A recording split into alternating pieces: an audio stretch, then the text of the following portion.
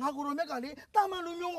ဟိုးဘိုးဘွားဘီဘီစဉ်းစားကြရစင်းတက်လာတဲ့မင်းမျိုးမင်းတွေဖြစ်ပေတယ်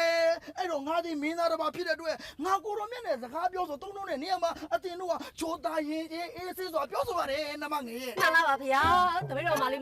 အသက်ပြမရှိလို့သူ့ကိုရင်မကားမှုမပေးနိုင်လို့ပြောပြတော်မူတာမင်းသားလေး ရမကဘိုးမရှိလို့ဟဲ့ရငယ်ချုံကြီးရလဲ ငါမြကျဲချုံနဲ့ရဖို့မရတမျိုး အာနာရမူလိုက်တာကွယ်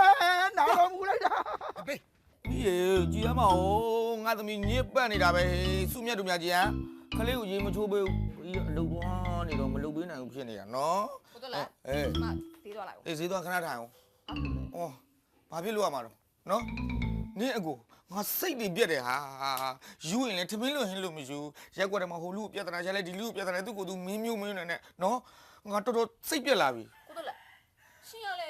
ကျမကိုအမြဲအဲ့ဒီကိစ္စကြီးပဲပြောနေကျမရှင်ကိုခဏခဏပြောတယ်လေကျမမှဒီကိုတယောက်တည်းရှိတာသူ့ကိုလည်းဘဲပို့လို့ရမှာမို့လို့လေကျမနဲ့ပဲတူနေရမှာလေ နေတာတော့နေတာပေါ့ဟဲ့အိမ်မှာကျွေးထားတာပြဿနာမရှိဘူးနော် तू ကယူကြောက်မူကြောက်နဲ့ရှောက်လုံနေတဲ့ခါကျတော့ငါခဏခဏပြဿနာရှိရတယ်ပြီးတော့အိမ်ကိုလာတိုင်းတာခဏခဏပဲအဲ့ဒါကိုငါပြောနေတာ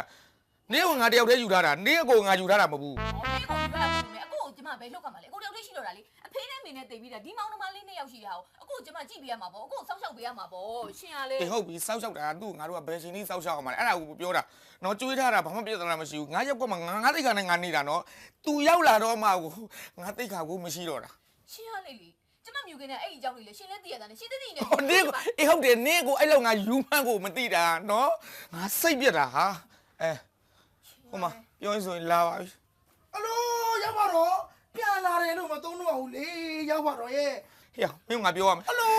ရနေနေကွယ်ဘလို့ဟဲ့ရောက်မင်းကငါပြောရမှာလေအဲ့လိုမသုံးတော့